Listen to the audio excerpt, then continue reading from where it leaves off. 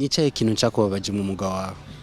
ikintu cyambabaje mu mwuga wanje mbere yuko ugera hugeze uno munsi hari abantu bashatse kungirira nabi kenshi hari nuwaje aza nk'umukiriya afise imbugita bamutumye ngo anyice kandi akazi kawe urazi ko gatangura saa 10 z'umugoroba kagageza mu gitondo nangura saa 8 mu busanzwe gushika mu gitondo urumva cyagihe cijoro harimo abantu mu buzima urabona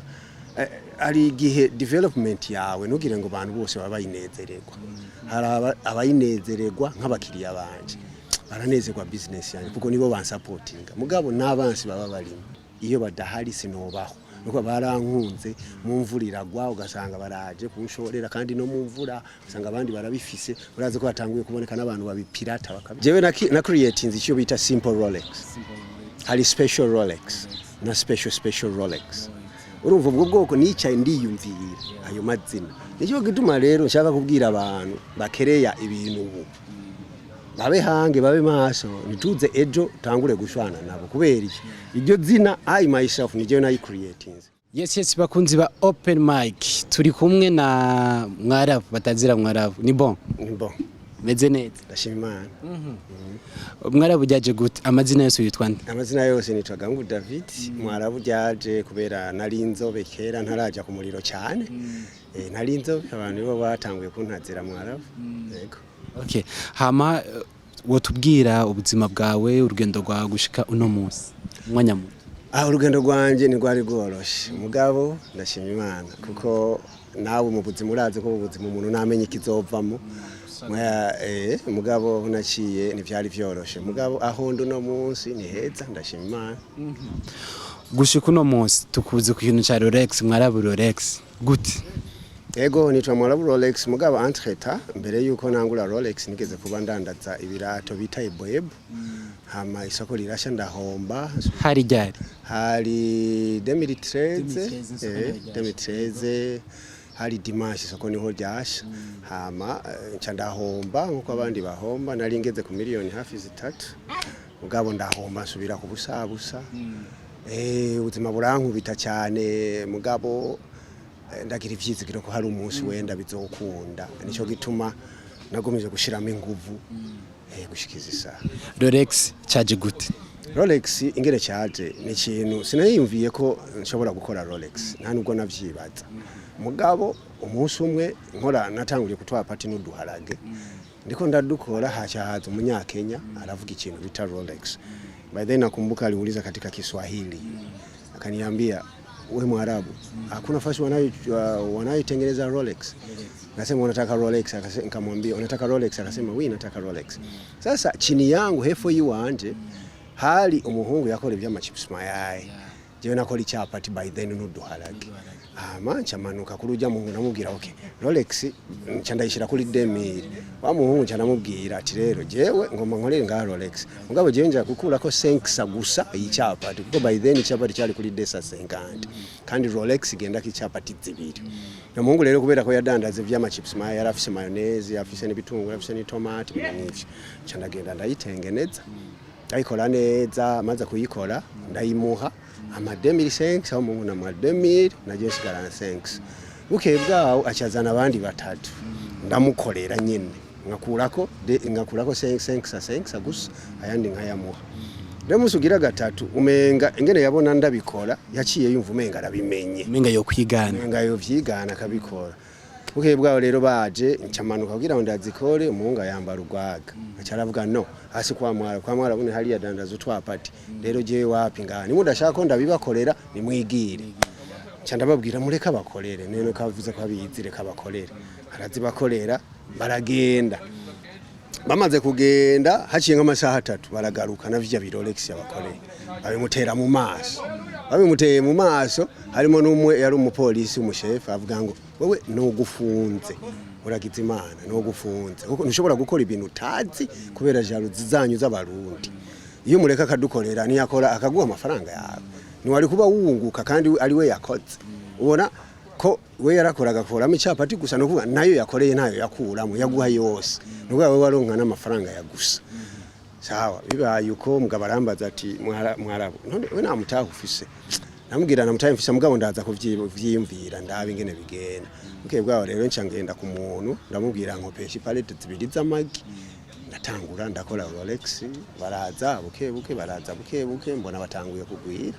yego gushika unomunsi ni nta kindi usanzwe ukora jewe mu vy'ukuri nakandi kazi mfise ni Rolex gusa Rolex zawe zitunze umwana zitunze umugore n'amashuri uvuze abakozi 32 none mfise muri Rolex ntibari muri rya Quartiers Bwiza nyene kujya canke harandi usanga Bwiza hariyo 19 hariya kuntu zenya kwitere ya basket mu Jabe naruguruza kandi hariyo abakozi 9 hariya hepfo ku mutoyi naruguruza kandi kano hariyo abakozi 6 ku iparite zibiri zawe wari umutahe ico gihe wari umutanganye yari mahera make cyane kuvuga ngo totali jya amafaranga natanguje nsubiye inyuma mparuye neza mutahe natanguje no mu bya vy'icapati natanguje 37000 37000 ubugeze kuki ubu jewe nushobora kumbaza ngo umutahe w'amafaranga mfise uko angana kubera ko jewe ngene nkora mugabo ubu ndatanguye kubika kuko ntanguye kuyabona amafaranga je nafata nk'ibihumbi ndose nk'ibihumbi 5 nkavyiinvestinga mu kandi nafata 10 nayarose nkayinvestinga mu kandi nkose 15 nkashiramo kandi bigenda biduguko buke rero ubu niho ntanguye kugira udufaranga mbika nkamenya kuri konti hari udufaranga nikaye kajambo babwira ugwaruka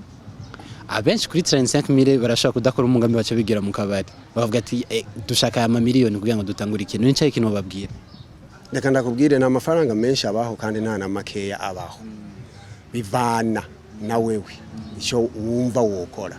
ubwo ufise wenda amafaranga menshi ama miliyoni utanguze ikintu cy'ama miliyoni mugabo nawe ufise ibihumbi 10 hari icyo wotanguze ibihumbi 10 urumva so it depends wewe ufise angahe ushaka gukora iki kandi ikindi nshaka kubwira ugwaruka burya kubaho mu buzima bwa si ubuzima bwiza na gatoya ndaza abahungu b'abasore b'abagenzi bafise abavyeyi wende Imana yagiriye neza bafise uburyo n'amafaranga mugabo bakumva ko anytime dad papa mama cyaka kujya kuri abasheri wanje mama nizi imodoka ibintu nk'ivyo that kind of life sinziza na kintu kiryoshe nko kuba ari wewe you have yourself urifise wewe ni wewe nyine wibeshejeho kugida ikiwawe kandi akubwira umuntu nabonye bigora guhemuka no muvyeyi yitwa mama naho buri kintu gihungu cyangwa umwana w'umubandi cyangwa w'umusuma aguma akugwako mugabo niba hari ikintu kiryohera umuvyeyi no kubona umwana muha nanyumva kuko yakuvyaye kugira ugira icyo mumari ni yakuvyaye kugira ngo aguhe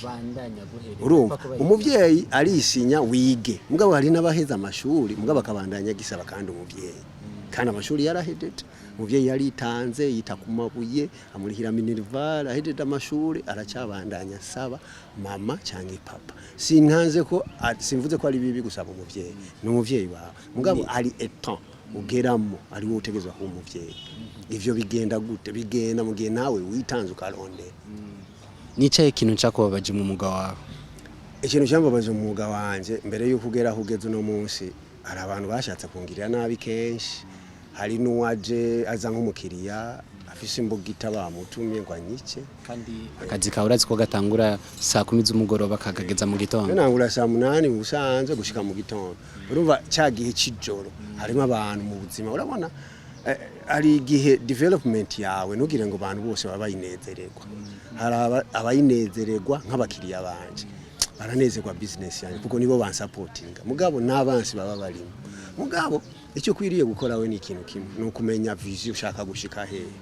ibi kubako bitegerezwa kubaho kuko nawe unezerwa n'intambuko y'umuntu uranyumva so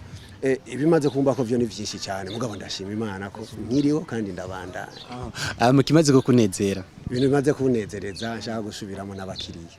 barankunda pe so kuvuga ngo yani I don't know sinzi icyo novuga ku bakiriya kuko they are me without them I cannot be there iyo badahari sinobaho nuko barankunze mu mvura iragwa ugasanga baraje kunshorera kandi no mu mvura usanga abandi barabifise urazi ko batanguye kuboneka n'abantu babipirata bakabikora arige mba ntabonetse nko ku kazi wenda ntabonetse wenda nagiye ahandi kugira ngo mfashe hari kuko ndafise ingene ndabifatanya nkakora ngaha ejo nkagenda hariya kugira ngo abahariya nibamenye ko nakiriho ibintu nk'ivyo sasa ugasanga uyundi abikora umukiriya aje wenda baza mwarabatanze umukiriya ujya akamubwira ati aho mwarabu sihari mwarabu yarahomva mwarabu yarasubiye mu Buganda ariho nabanyagiriza ngo ndo Muganda urumva so sebonye kubera narabaye yo vraiment kandi ni igihugu nagiye mufise imyaka nk'itatu urumva nacyo cyarandetse but this is my country I want to work here. Deni mugani wakuye inspiration yo kuvuga reka ntangure kino kintu urumva nabaye idea ndavyiga ndabimenya maze kubimenya idea ndayizana ndavuga nyuma yo guhomba bijya vy'ibirara ndavuga no let me do this and I see reka ndagikonda kirawe mugabo nuko nari ndakizi nacikiye hari abandi rero bakunda ibintu byo gupirata at least insanga ndakwigisha ikintu umenye kugikora neza fana guha abantu ngo kubera ko wabonye ndagikora nawe ugikora nuzi ingene ndagerega ikintu kirashobora kuba cyorosha ubona nkumenga kiroro mugabo nuzi ingredients jewe nashize biroze nuzi ingene jewe incanga kamagi nuzi ingene akadimu ndagashiramo kangana gute ku rugezo rungana gute nuzi kamayoneze ingene ndagashiramo ugashyira papiranyo karundamo nuzi na type ya mayoneze hari ubwoko bwa mayoneze bujya muri Rolex apana ikira mayoneze byose byarupiga no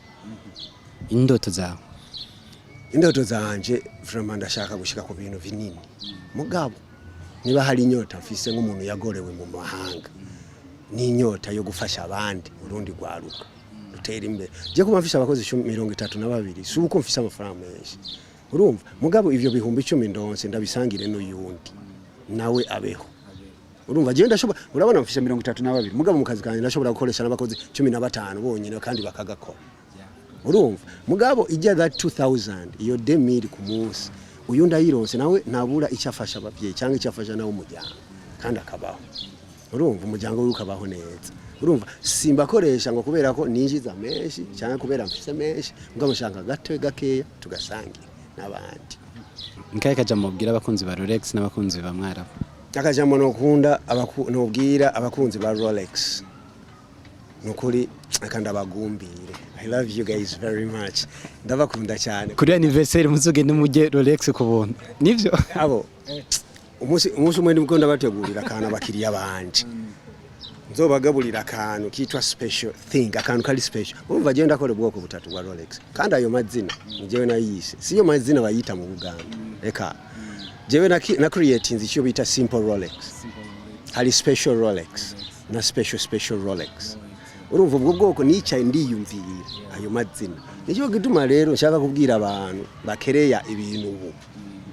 babe hange babe maso nituze ejo tangure gushwana nabo kubera iki iryo zina I myself nijewe nayi creating genda visa resisted commerce jewe kudukeya twange ndonka nshaka gutangura kuri hako leta nayo ndayiheko kugira nayo ikora imigambi abandi abo rero biyitira ivyo bya Rolex akazi kanye nimuzombaze rero ndashaka gusoreza gushima abakiriya banje nukuri ndapfukamye jewe ntacyo ndico batariho niba bashaka kubibona bazofata umunsi umwe bareke kunshorera bazosanga nonze naheze kuko jewe ndiho kubera bo umukiriya n'umwami umwami ari nigi umwami afaka vaho mugabo je sinshaka kubita imana kuko God is God but they are also my God. Mwarabu ndagushimira abashimiye nanje akaje mwamaye nteza kigo cyane ubandanye mumfasha gutera imbere asante sana murakoze cyane.